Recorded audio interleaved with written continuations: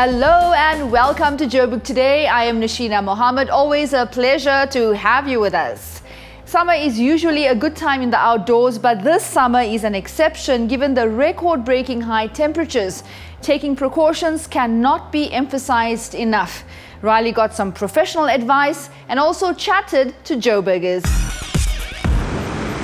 We've attended to a number of people collapsing, people walking in the street, people standing in lines, in queues in terms of shopping centres, government departments. The volumes have definitely picked up in terms of collapses due to heat-related instances. Inside, what's happening is the body is overheating. The body would typically the patient would have headaches, you'd see profuse sweating, flushed face, a bit of unknowing where they are, a bit of confusion. So those are typically the signs that you would see as an outsider. We've been in the heat by staying out of the house because we don't have an aircon, so staying in the shade, staying outside, drinking something nice with ice. We came and had a picnic in the shade and brought the dog. I shower about midday in cold showers, and I go to sleep at night with ice blocks on my feet. So that works pretty well. These days, keeping hydrated with water, sunscreen the whole time during the day, keeping the hat on.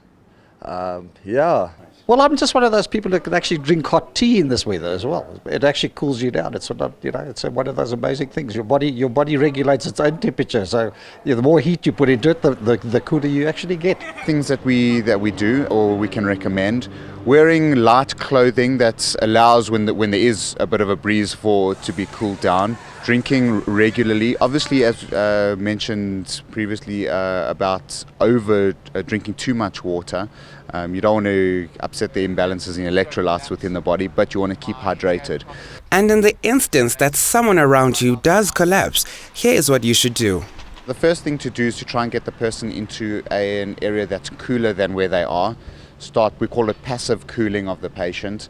You can give them a bit of water to drink if they are able to drink water, but if they aren't able and they're unconscious, please don't put water in their mouths. It can cause aspiration and them to choke. But as I say, move them to a cool area, move them out of the sun. If they're wearing a jacket, try and get to as a t-shirt or something that their lightest piece of clothing. We want to try and let the body try and breathe as much as possible.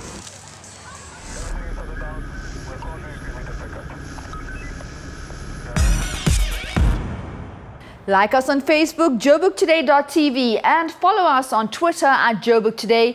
And if you're a person that's on the move, you can always catch us on PocketTV.mobi. That's Pocket with an I. Animals are also affected during heat waves. Therefore, best advice offered is not to neglect their needs. But more advice from Walkhaven. Walkhaven Dog Park is a sanctuary for dogs of all walks of life. We spoke to Ashley to shed some light on keeping them safe from the heat wave. Heat stroke is more prevalent in your breeds like your bulldogs, your pugs. Certain types of dogs are more prone to heat stroke in hot weather, so you need to be a bit more aware of those dogs in that weather and keep a closer eye on them. It obviously varies from breed to breed, but it's obviously vitally important that you have a lot of fresh water available, especially in this hot weather, and that the water also be kept cool. It's pointless having hot water sitting in a hot area. Make sure your dog has always got a nice shady area to lie in, apart from the hot water, the cold water. Preferably keep them inside if you are at home during the day, especially in this weather. And just obviously keep a very close eye on them. If you can see that they are overheating and showing signs of distress, rapid panting, the eyes are rolling, weakness, make sure that you get a bucket of water, perhaps just wet them down a little bit and keep them in the shade. Maybe even seek a vet's attention if you feel that it's necessary. So, just because you're experiencing a heat wave, it doesn't mean that you should forget all about your furry friends. Chances are they're probably even under more heat than you are. So, please do take care of your pets and make sure that they are in the best conditions ever, so that they can continue living with you. I'm Riley Sakwe for Joburg Today.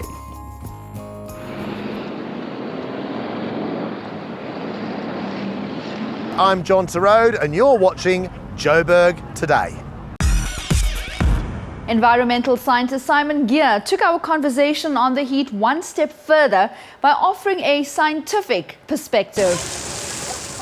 Simon, great weather we're having. We barely had a summer last year, and then we get to this year's heat wave. Is it an anomaly? It is indeed. I think that we've had the climate change signal begin to come into our weather forecast. And so we are beginning to experience temperatures that are beyond records for Gauteng. What temperatures are we talking about? Certainly within Gauteng, we're looking at high 30s, low 40s. It has been an exceptionally hot year. I think that once we start tipping over 40, then we really start needing to wake up here.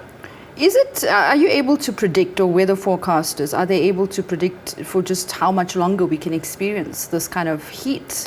Well, for this immediate period, we're going to tip into a region of thunderstorms over the next few days. So into the weekend, we should be back down into the high 20s because there'll be some cloud about and there'll be some thunderstorms.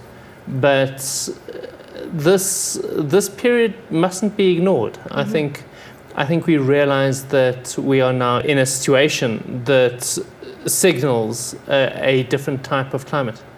Why is it this hot? There are two things going on. Firstly, clearly we're getting the climate change signal coming in now. And then secondly, we have got a very strong El Nino signal. And both of those mean very, very hot conditions for Gauteng. Tell us about El Nino signal. So El Nino is when we get warmer conditions out of the Peruvian Pacific. And it seems like it's very separate from South Africa, but it isn't. It has a knock-on effect all the way across the Indian Ocean, and so we land up having very hot and dry conditions over South Africa. So that's the southern hemisphere that's affected by this? The entire globe is affected by El Nino. Okay. At we're reading times. a lot about, a very odd weather phenomenon in other parts of the world as well. Yes, indeed. So El Nino is probably only going to really impact, for example, North America in this next season. But for South Africa, we are already feeling the impact.